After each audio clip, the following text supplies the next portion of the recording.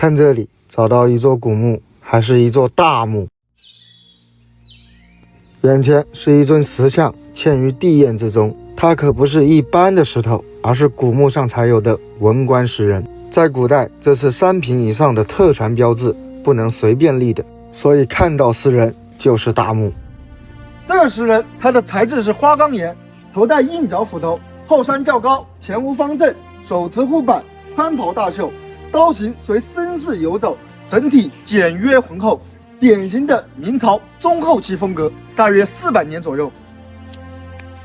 这个地方不简单，大明会典规定，明朝古墓有石人2品以上。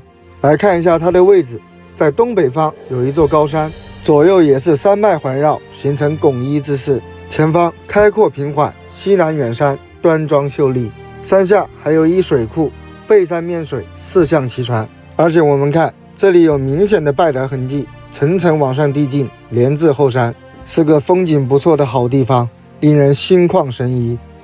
按理说有石人应该还有别的石像，石羊石马之类的，文武马虎羊一般都是标配。走上去看一下。这里是山东的烟台，古人讲究落叶归根，所以这个墓主人应该就是烟台附近的一个明朝的2品大官，大概是由此可查的。道友们知道的可以说一下。在这个山脚下有一个村庄，它的名字很有意思，叫做大夫团。这个大夫可不是现在的大夫，在古代它是5品以上才有的散阶称号，5品以下叫做郎。等一下，前面有东西。跪卧的姿态，贵阳是个石羊，但是风化的非常严重，基本看不出什么面貌了。不过整体浑厚敦实，有明朝的感觉。石像生都是成对出现的，那边还有一个。这个石像大半埋在沙土里，只有脊背和头部在外面，应该也是只石羊。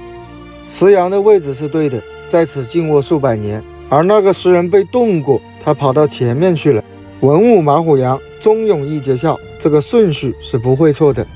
在这个路上又有发现一个石像藏在乱石之中，明显人工痕迹，蹲卧的姿态。这是一只石虎，这个太隐蔽了，一般人真没注意。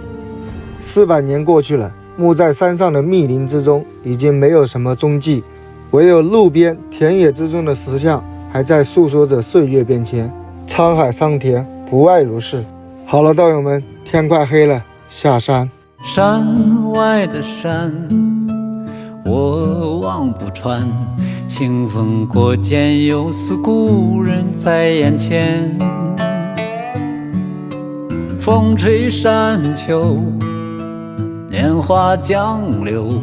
山河无言，如我只字不提的